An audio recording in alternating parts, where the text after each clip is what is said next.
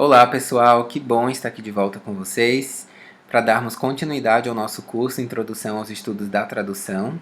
Hoje é a nossa última aula do módulo 1, que é o nosso módulo introdutório, e nós vamos falar especificamente sobre a relação entre tradução, língua e cultura.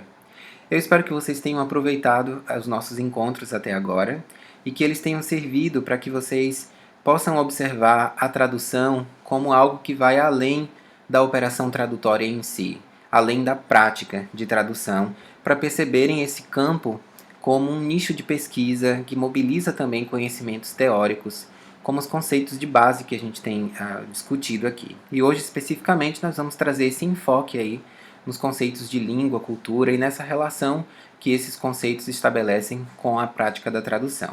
Então eu espero que vocês aproveitem bem a aula de hoje. Bem, só para recapitularmos aí o que nós vimos em nosso encontro passado, além de apresentar alguns processos de tradução, como o interlingual, o intralingual e o intersemiótico, nós também falamos sobre o princípio de equivalência, né? Então, a partir desse conceito de equivalência, podemos compreender que a fidelidade de uma tradução está muito mais associada à reprodução dos mesmos efeitos de sentido do que a escolha das mesmas palavras. Então, nós desconstruímos a ideia de literalidade como ponto-chave da tradução. Vamos pensar, então, sempre na ideia de equivalência. Isso acontece especificamente porque língua e cultura não existem como duas entidades separadas, ou seja, língua como sendo simplesmente um código através do qual o produto cultura pode ser transmitido, mas elas são dialeticamente relacionadas. Em textos literários, piadas, provérbios, expressões idiomáticas, é óbvio que essa relação entre língua e cultura pode ser percebida de uma maneira mais evidente.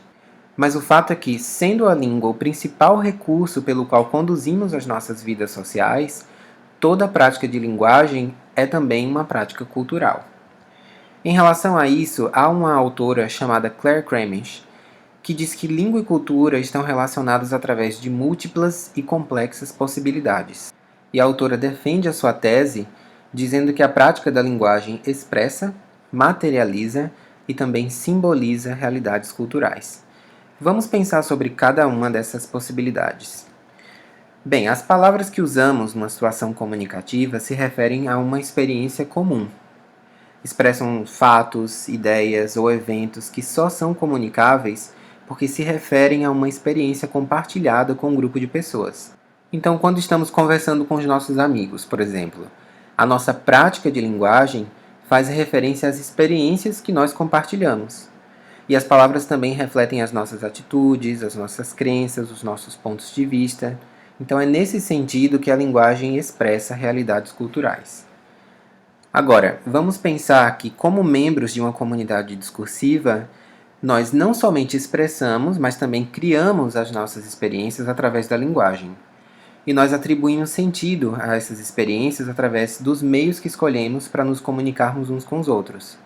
Por exemplo, falando ao telefone ou pessoalmente, criando postagens nas redes sociais, lendo uma matéria de jornal, escrevendo um artigo acadêmico. Então, ao passo em que nos comunicamos por meios orais, escritos ou visuais, nós mobilizamos uma série de sentidos através do nosso tom de voz, do nosso sotaque, dos nossos estilos conversacionais, gestos, expressões faciais. Através de todos esses aspectos verbais e não verbais, a linguagem, portanto, materializa realidades culturais. E por último, precisamos compreender a língua como um sistema de signos que possui valor cultural. Nós nos reconhecemos através da linguagem e a enxergamos como um símbolo das nossas identidades sociais. Tanto é que a proibição do uso de uma língua é percebido pelos seus falantes como uma negação de suas culturas. E quando nós falamos em política linguística, falamos em política de pessoas. Portanto, a linguagem também simboliza realidades culturais. Entendendo, portanto, que a nossa realidade cultural é mediada pela linguagem, vamos compreender que cada língua e cada discurso, cada ato de fala, interior ou exteriorizado, literário, técnico, comercial, científico, lúdico ou meramente fútil, é em si um fato cultural. Então, através dessa pequena discussão, eu acho que vocês já conseguem compreender bem o que a Kremich disse lá em seu texto sobre essa relação dialética e essa relação complexa que é estabelecida entre língua e cultura. Inclusive, alguns autores até usam o termo língua-cultura, tudo junto, justamente para demonstrar que é um tanto problemático fazer uma separação entre o que seria um sistema cultural de um sistema linguístico. Bem, toda essa introdução foi longa, mas eu acredito que tenha sido necessária para que possamos compreender melhor a relação entre língua e cultura. E a partir daí nós podemos, consequentemente, entender que a correlação tradução-cultura não constitui um fato secundário, de ocorrência possível, mas não propriamente necessária. Também não constitui privilégio exclusivo da tradução literária, mas abarca todos os atos tradutórios. Isso também foi palavras desse mesmo autor que vocês estão vendo aí na tela, que é o Francis Albert. Ele escreveu isso em um texto chamado Desafios da Tradução Cultural, e esse texto vai ser disponibilizado na íntegra para vocês lá no Moodle, para que vocês possam complementar os estudos de vocês depois dessa aula, certo? Mas voltando aqui para a nossa linha de raciocínio. Nessa ordem de interpretação, a tradução não é apenas um ato linguístico, mas uma prática multifacetada que mobiliza aspectos psicossociais, antropológicos, discursivos, neurológicos. É, portanto, um ato de língua e também um ato de linguagem. Portanto, o ato tradutório não envolve apenas o léxico e a gramática, mas a totalidade do texto. Ou seja, a língua enquanto estrutura, a língua enquanto fato histórico e social, portanto cultural, e também a língua enquanto ato de fala, de discurso, além de uma multidão de elementos culturais extralinguísticos. Gente, eu acredito que nesse momento vocês devem até estar se perguntando, mas então, até que ponto é possível traduzir? Faz sentido falar em tradutibilidade? Estaríamos todos iludidos por uma ilusão de equivalência, de comunhão universal, perdidos na Torre de Babel? E é realmente um questionamento difícil, para o qual nós não temos uma saída muito simplificada. Não podemos exatamente negar a pertinência dessa teorização, que desde o Pentateuco foi vista como um problema essencial da humanidade e da nossa relação com os outros, mas também não podemos silenciar o praticante da tradução. A saída, de acordo com muitos teóricos da tradução e de acordo inclusive com Francis Albert, cujo texto nós estamos usando como referência para o desenvolvimento dessa discussão, seria buscar um equilíbrio, buscar uma harmonização que não silencie nenhuma dessas vozes, mas abrace a polifonia desse conflito. Então, pensar em ideias de tradutibilidade e intradutibilidade a partir de uma lógica de oposição nos levaria a constituir um falso dilema. É mais produtivo admitir uma relação de complementaridade, mesmo que essa relação não se faça sem conflito, até porque é importante que a gente lembre que o conflito é, na realidade, inerente à linguagem e à cultura, e, consequentemente, à tradução. Para que a gente possa compreender melhor como o ato tradutório permeia esse terreno conflituoso aí da língua-cultura, vamos pensar que o fenômeno linguístico é marcado por uma espécie de tensão entre estabilidade e instabilidade, ou seja, entre sistema e uso. Temos aí uma relação de aspectos atemporais e temporais, entre um certo conservadorismo e possibilidades criativas. E é nesse espaço paradoxal que nós vamos situar o desafio da tradução cultural. Vamos falar aqui especificamente sobre o caso da tradução interlingual. Vocês estão lembrados, né? Aquela que acontece entre idiomas diferentes. Então, nesse contexto de tradução, 3 abordagens, não necessariamente excludentes entre si, podem ser destacadas.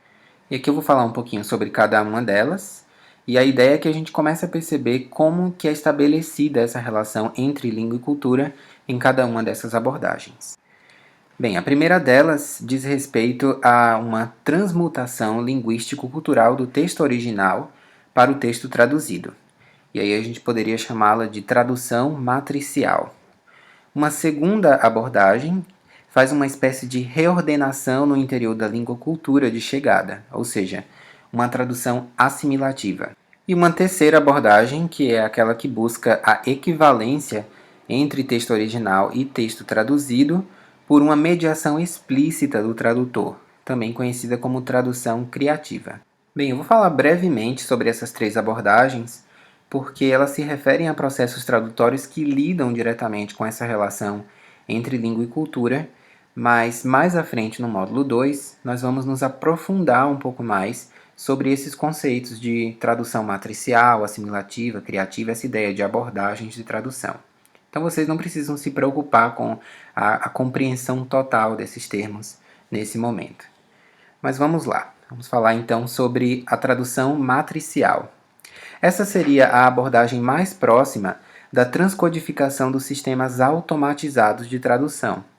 Então, nessa vertente predominam aí as formas de tradução direta, com empréstimos, decalques e traduções literais stricto sensu, ou seja, são aquelas traduções palavra por palavra, além das transposições e das explicitações, que são os apostos e as notas de rodapé e similares. Na tradução matricial, toda a operação se concentra no texto, no discurso e na língua-cultura de partida. Já o texto traduzido opera mais como um guia de leitura para o texto original do que como um texto autônomo. Vamos pensar em exemplos, para deixar tudo isso mais claro. A tradução juramentada, que é a tradução de um documento oficial, seria um exemplo de tradução matricial, ou toda a edição bilíngue de um texto, literário ou não. Então, toda vez que apresentamos o texto de chegada como de fato um texto traduzido, estritamente vinculado ao seu original, nós teremos aí uma abordagem matricial. Já a tradução assimilativa, nós vamos inverter essa perspectiva. O que se busca aqui é a substituição total dos componentes linguístico-culturais. E o efeito disso no texto traduzido é a ilusão de um texto originariamente composto na língua-cultura de chegada. Dentre os processos tradutórios dessa abordagem, nós teremos a transposição, a modulação e a adaptação. E isso pode ser muito bem observado na tradução de textos publicitários, jornalísticos, técnicos e científicos, bem como em versões, vamos dizer assim, antropofágicas, né, que é da tradução literária, que são aquelas traduções literárias que tornam aquelas versões próprias. A ideia de antropofagia seria metafórica aqui. E qual seria a diferença entre a tradução assimilativa e a tradução criativa? Porque nessa última, né, na tradução criativa, nós vamos ter um grau ainda mais elevado de substituições linguístico-culturais. A gente vai ter aí uma intervenção marcante de uma operação tradutória que vai buscar equivalências raramente dadas de antemão. Dito isso, nós não vamos pensar que as abordagens matricial e assimilativa não envolvem também uma postura criativa. Nós já falamos anteriormente que por trás de todo o processo de tradução existe também um processo de interpretação. Mas nessas abordagens, o tradutor ainda conforma o seu fazer a um ou outro molde externo. Isso pode estar determinado tanto no espaço de produção do texto de partida, quanto no espaço de recepção do texto de chegada. Já aqui na abordagem criativa, nós estamos falando especificamente de um tradutor que assume a coautoria sem disfarces, formulando na língua-cultura de chegada a sua leitura, a sua vivência, a sua sensibilidade e o seu texto. Bem, para facilitar um pouco mais a nossa compreensão sobre essa relação entre tradução, língua e cultura, eu gostaria de trazer alguns exemplos para vocês. Mais uma vez, sobre a série Harry Potter, né, uma série de livros que a gente já veio usando aqui no nosso curso como exemplificação, e eu sei que vocês conhecem e gostam, então eu vou usar esse mesmo contexto como uma estratégia de exemplificação, tá? Como vocês sabem, se trata de um texto literário, né? Então, assim, em primeiro lugar, é importante que a gente saiba como a tradução literária ela se diferencia da tradução técnico-científica.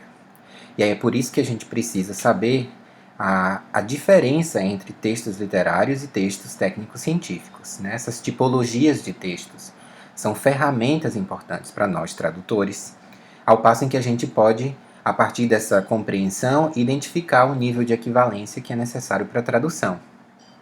Então, assim, é muito importante que o tradutor identifique a função do texto que está a traduzir, porque essa função não é só um elemento fundamental do texto, mas também determina as estratégias de produção do texto.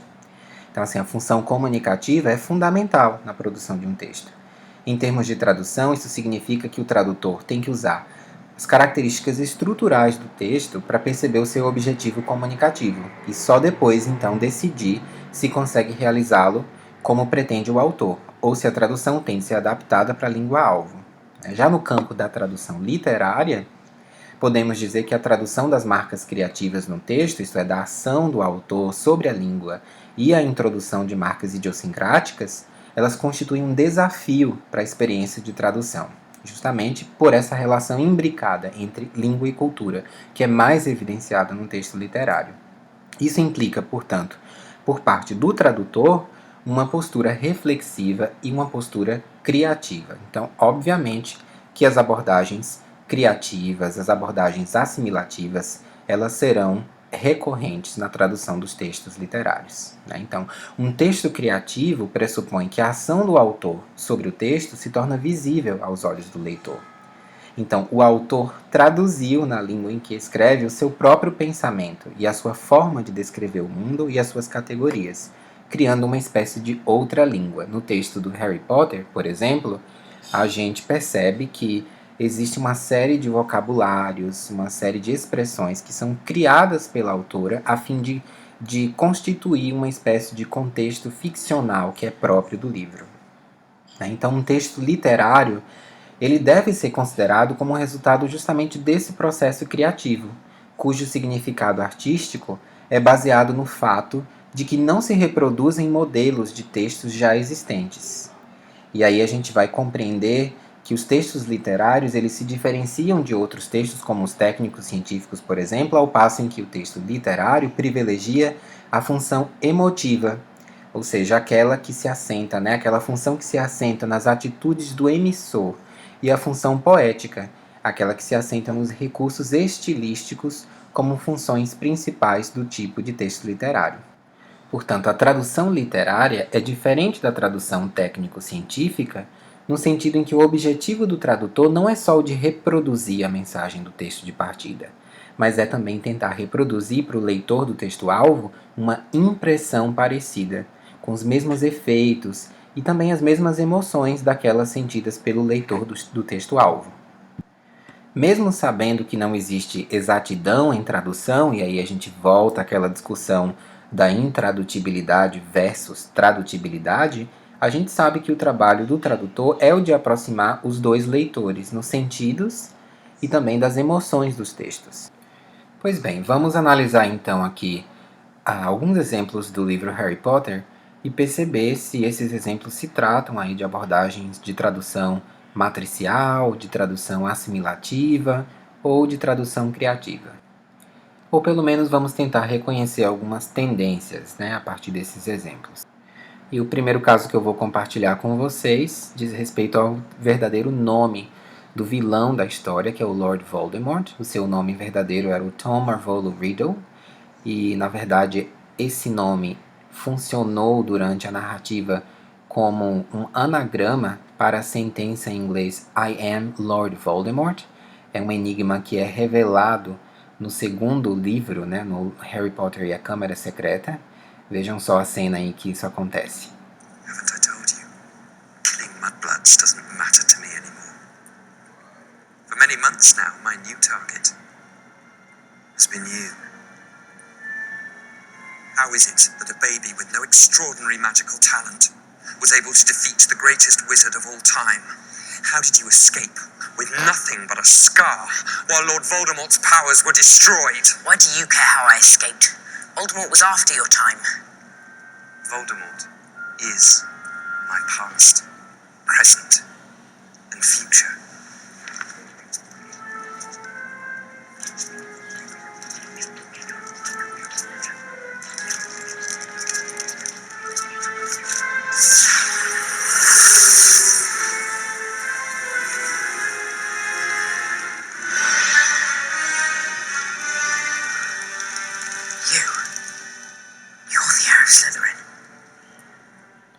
Então, como vocês podem observar aí, na verdade, o nome verdadeiro do Voldemort se trata de um anagrama, e nas traduções do livro ele foi mudado para acomodar essa brincadeira de linguagem, esse jogo de palavras. No entanto, em algumas versões, como vocês podem perceber aqui nessa lista, diversos tradutores usaram estratégias diferentes de tradução. Nem todo mundo percorreu esse caminho da criatividade para fazer essa adaptação do texto. Então, no inglês nós temos ali o anagrama que forma I am Lord Voldemort, né? Então a tradução seria eu sou Lord Voldemort.